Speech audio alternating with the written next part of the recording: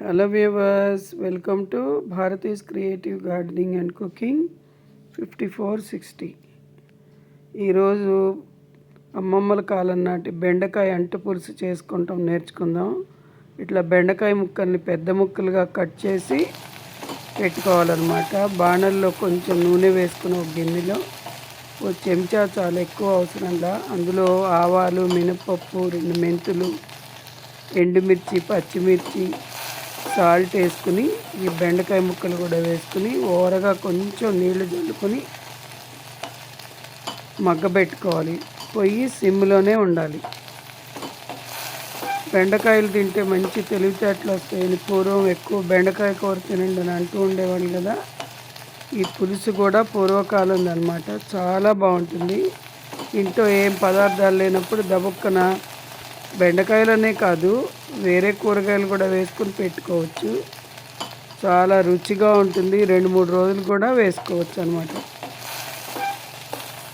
ఇట్లా కొంచెం బెండకాయ ముక్కలు మెత్తబడాలన్నమాట. మెత్తపడే వరకు చక్కగా నెమ్మదిగా చెదమ్మకుండా ముక్కలు ముక్కలుగా ఉండేటట్టు చక్కగా పెట్టుకొని ఉడకబెట్టుకోవాలి. కొంచెం మెత్తబడిన తర్వాత అందులో చక్కగా కొంచెం చింతపండు నీళ్ళు, ఉప్పు, కారం వేసుకొని ఇంకా ముక్కలు ఉడికేటట్టుగా పెట్టుకోవాలి. ముక్కలు బాగా మెత్తపడిపోయిన తర్వాత అందులో కొంచెం ఒక చెంచా బియ్యపిండి ఉంటుంది కదా, బియ్యపిండి చక్కగా చన్నీళ్ళల్లో కలిపి అది పోసుకోవాలి. సో పులుసు కొంచెం గట్టిగా ఉండాలి. అందుకే దీన్ని అంటు పులుసు అంటారు.